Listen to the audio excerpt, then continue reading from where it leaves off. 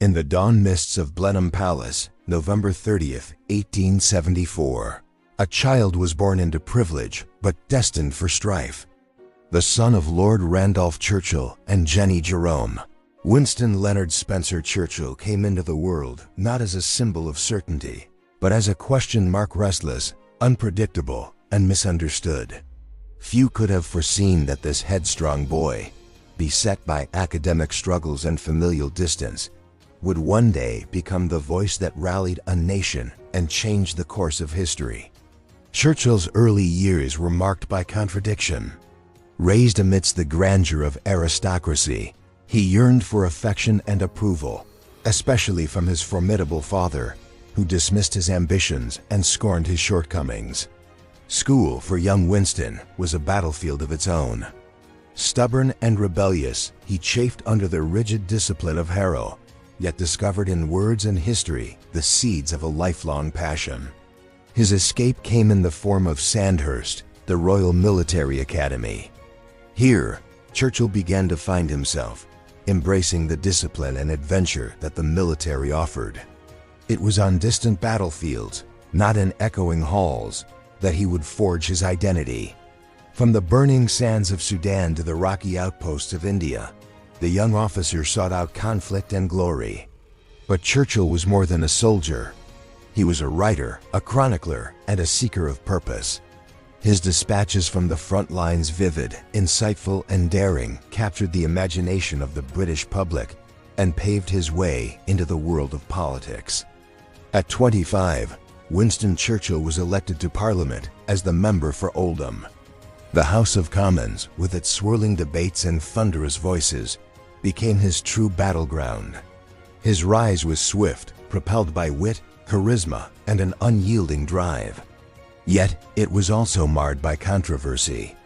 A political chameleon, Churchill crossed the floor of Parliament not once, but twice, earning both scorn and admiration.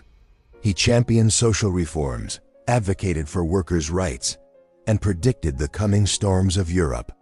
But for all his brilliance, Churchill was a man prone to errors and excess. As First Lord of the Admiralty, he oversaw the disastrous Gallipoli campaign during the First World War, a failure that haunted him, casting him into political wilderness. Yet, in exile, Churchill refused to yield. He returned to painting, writing, and the solace of his beloved Chartwell estate. There, he brooded on the follies of men and the currents of history, waiting for his moment to return. That moment came as Europe once again teetered on the brink of chaos. In the 1930s, while others dallied with appeasement, Churchill sounded the alarm. He warned of Hitler's ambitions, of the gathering darkness spreading across the continent. His warnings fell on deaf ears. He was ridiculed as a warmonger, a relic of another age. But as the storm broke and war engulfed the world, Britain turned to its indomitable outcast. On May 10, 1940, Winston Churchill became Prime Minister, inheriting a nation on the precipice of defeat. France was collapsing, and Britain stood alone against the might of Nazi Germany. In the darkest hours, when hope seemed lost, Churchill's voice rang out, not just across Parliament, but into the hearts of ordinary Britons. His speeches became beacons of defiance. "We shall fight on the beaches," he declared. "We shall fight on the landing grounds. We shall fight in the fields and in the streets. We shall fight in the hills. We shall never surrender." It was not mere rhetoric. Churchill understood the power of words to steel a nation's resolve. He walked the bombed-out streets of London during the Blitz, sharing the fear and courage of his people. He forged alliances with President Franklin Roosevelt and later with Joseph Stalin, an unlikely partnership of necessity. Under Churchill's leadership, Britain withstood the onslaught, holding the line until the tides of war began to turn. From the sands of El Alamein to the beaches of Normandy, Allied forces fought back, inspired by the unyielding will of their Prime Minister. Yet, victory brought its own trials. As the guns fell silent in 1945, Churchill was swept from office in a stunning electoral defeat. The man who had saved Britain was cast aside, his vision out of step with a nation weary of war and hungry for change. But Churchill's story was far from over. He returned to power in 1951, serving as Prime Minister once more. He confronted the challenges of a world reshaped by conflict, the rise of the Cold War, the collapse of empire, the dangers of nuclear proliferation. He also reflected deeply on the perils of peace. In a 1946 speech at Fulton, Missouri, Churchill warned of an Iron Curtain descending across Europe, a phrase that would define the Cold War era. Always a prophet of coming storms, he urged the world to remain vigilant, to defend the fragile hopes of freedom and democracy. Churchill's later years were marked by honors and accolades: Nobel laureate in literature, knighted by the Queen, revered as a living legend. But behind the accolades lay the toll of a lifetime spent in battle, physical, emotional, and political. He was haunted by depression, which he called his black dog. He was criticized for his views on empire, his intransigence, his failures as well as his triumphs. Yet, Churchill's legacy endures because he was, above all, human. A man of contradictions, brilliant yet flawed, inspiring yet controversial. He could be both warm and acerbic, visionary and obstinate. He faced the abyss and did not flinch. In the tapestry of history, Churchill stands as the lion who roared when all the world seemed poised to fall silent. He gave voice to the hopes of millions, and through sheer force of will, turned the tide of war. His words and deeds echo still in the resilience of nations, in the power of language, in the unyielding defense of freedom. As he once wrote, "History will be kind to me, for I intend to write it." And so he did, not just in books and memoirs, but in the very fabric of the 20th century. Winston Churchill died on January 24, 1965, mourned by a grateful nation and a world transformed. His funeral was a state event of unprecedented scale, attended by leaders from across the globe.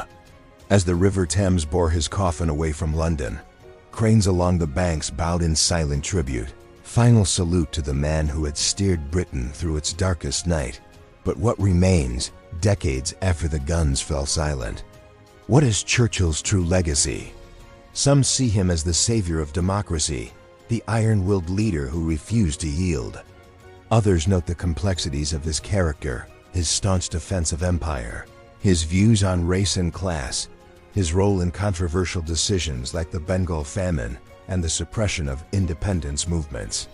He was both architect and relic, a man of his time and yet apart from it. Yet, perhaps Churchill's greatest legacy is the lesson of resilience. The capacity to stand alone when others falter, to bear the weight of doubt and fear, to keep faith in the face of despair. In the words he spoke to the boys at Harrow, his old school, as bombs rained on London, "Never give in. Never give in.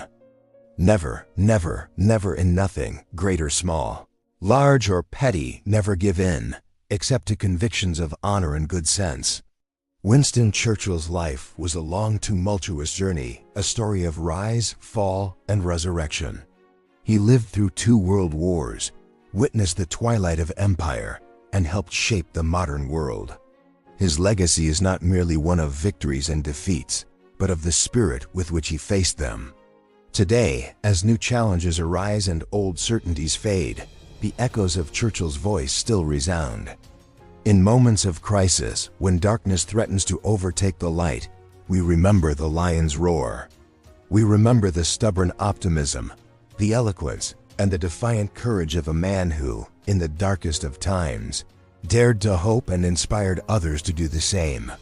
The story of Winston Churchill is the story of a man who shaped history, not through perfection, but through persistence. Through the storms of war and the struggles of peace, he stood as a sentinel, refusing to surrender to despair. He was, in the end, both a product and a shaper of his age, a symbol of the resilience that sustains nations, and the enduring power of hope. As we look back upon his life, we do so not to venerate, but to understand. To see in Churchill's journey the possibilities and the perils of leadership, the weight of words, the necessity of vision. For in every age, there comes a time when the world needs its lion, a voice to rally the weary, to confront the darkness, to summon the courage that lies within us all. Winston Churchill, statesman, soldier, orator, writer, remains, above all, a testament to the power of will and the unbreakable spirit of those who choose to stand and fight.